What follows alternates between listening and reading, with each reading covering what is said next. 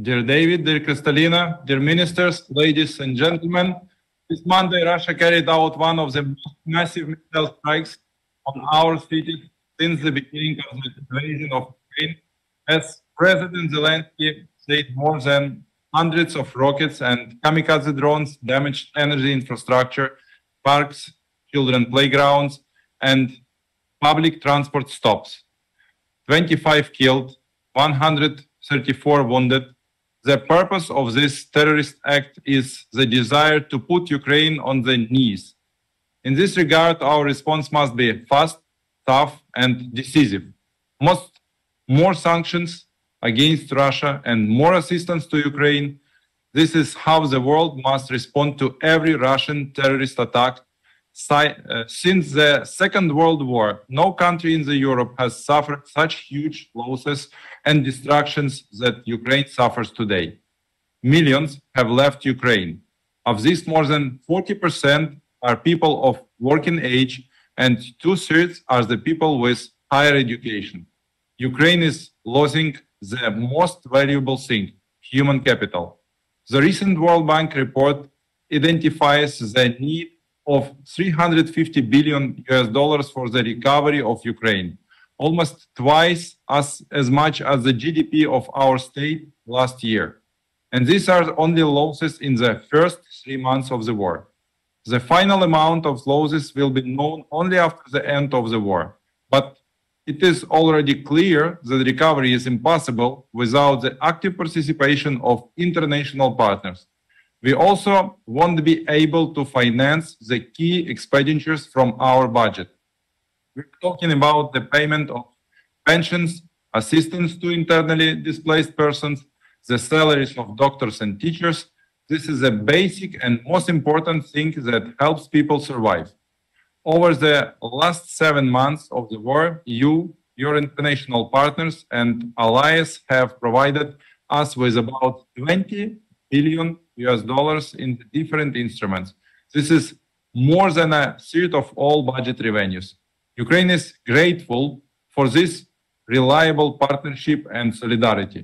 We are grateful to everyone who continues to stand alongside Ukraine in our battle for a global freedom. 2 key topics that I wanted to address to you today are the request for further intensive financial assistance to Ukraine, as well as the work on further sanctions against Russia. Sanctions pressure on Russia needs to be tightened. I want to welcome the 8th package of EU sanctions. It should create a tangible blow to the economy of our enemy. But this is not enough. Russia pays a too low price for its crimes.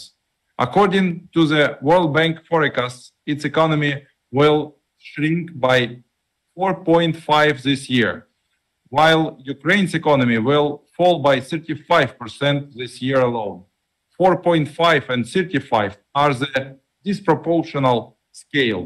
2023 will be just as extremely difficult for us in terms of stability of our economy and finances. Ukraine will continue to need strong financial assistance from partner countries and international financial institutions.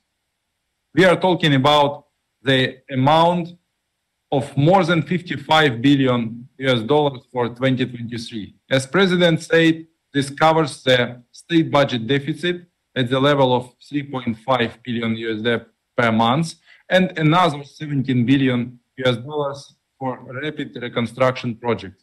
Of course, we are doing everything to increase the sustainability of our own economy, collect more taxes, and be more self-sufficient in terms of financing our spending. Our government has submitted a budget to the Parliament for 2023, where we are further optimizing our expenditures. Thanks to currency devaluation and nominal freezing of social benefits, we have reduced the fiscal gap by about 30%. In the state budget for 2023, we are significantly reducing expenditures on the state apparatus. For example, expenditures on the Ministry of Economy are reduced by 86%, on the Ministry of Youth and Sport by 55%, on the Ministry of Culture by 47%, clearly defining the priorities of budget financing.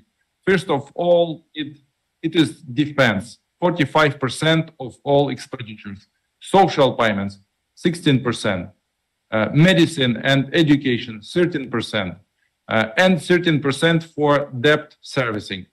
And these are the costs that we cannot reduce. Our common task is to bring economic and financial cooperation between Ukraine and our partners to a fundamentally new level.